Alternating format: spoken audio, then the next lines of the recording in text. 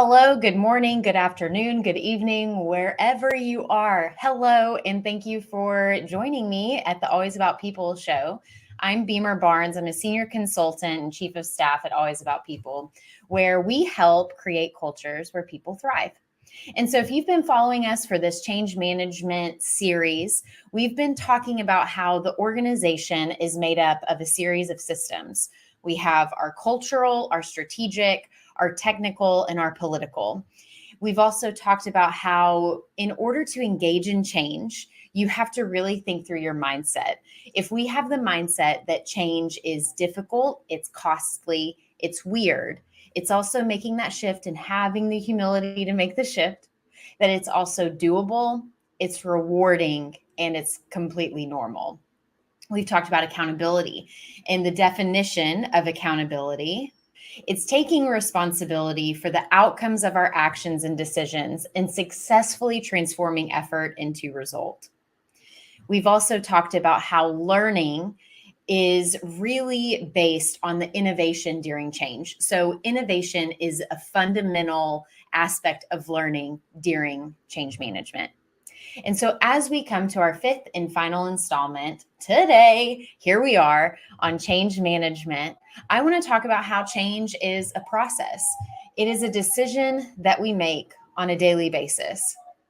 It's easy to get to some of these like big conclusions whenever we are making some of the bigger changes in life. So if we're looking at the organization, because it is a system as a whole, considering we need to get a new building because our staff has grown, we need this. So that is a change that we are going to engage in. We are having some financial difficulty. We need to lay off X amount of our workforce. That's a decision that we've made. These really big, huge changes that are going to happen, there are a variety of decisions. We don't just get to the arrival that we need to make a new building or build a new building. It comes down to decisions that compiled over time for us to get here. We now have our workforce. We need to shrink down. What decisions got us to this major decision? Do you see what I'm saying?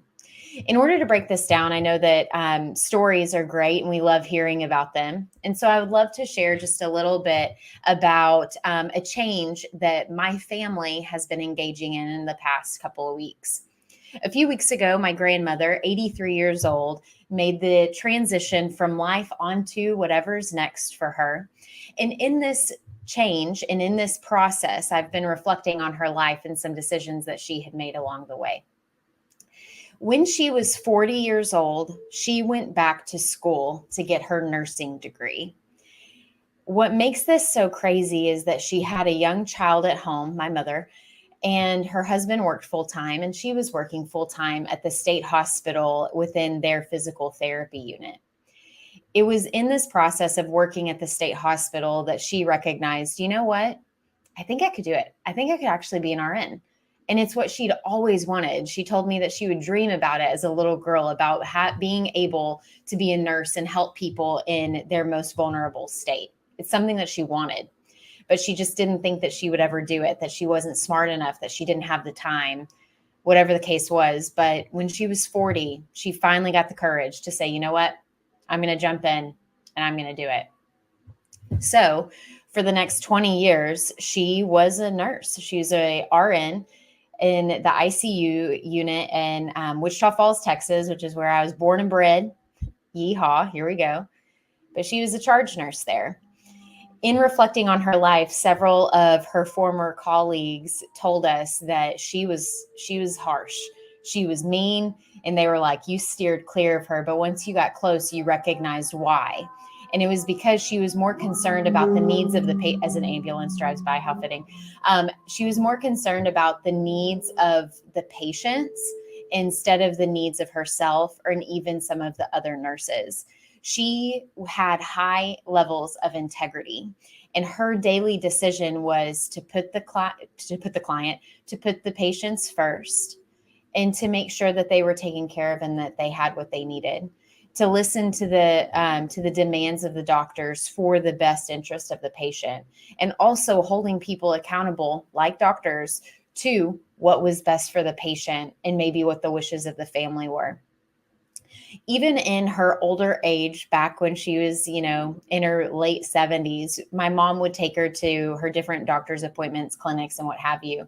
And former colleagues that hadn't seen her in years, decades, would come and talk to her and tell her, how, check in on her, see how she was doing, and to let her know like the impact that she'd made on their life because of how good she was at her job and the commitment that she had in her job.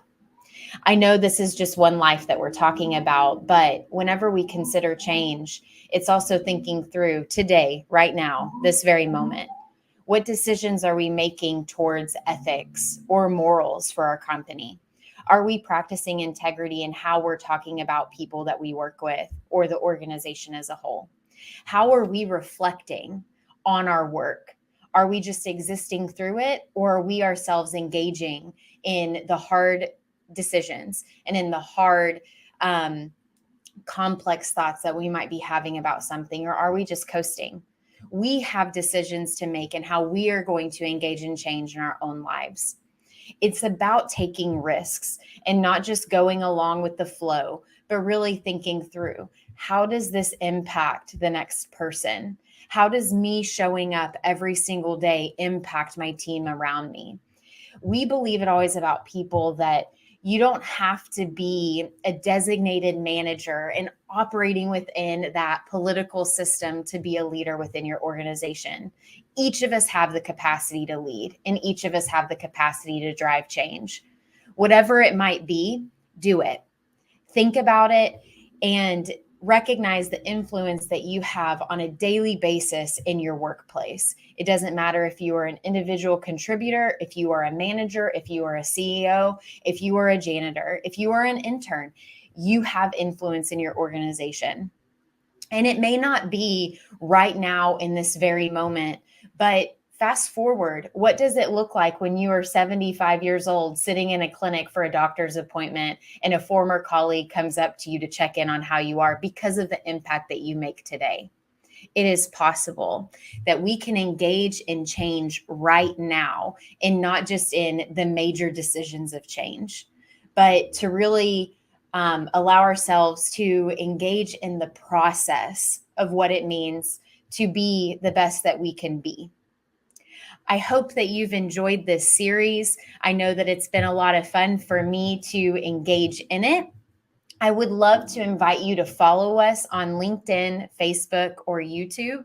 And please send us your email. We have a monthly newsletter that we've been sending out, and we will continue to do so. And would love to get you on that list to be able to start sending out some very practical tips on things that you can do within your organization, or just some insights that we've uncovered in our own journey and in the work that we get to do here at Always About People. Thank you so much for your time, and I will catch you on the next series starting in January. Until then.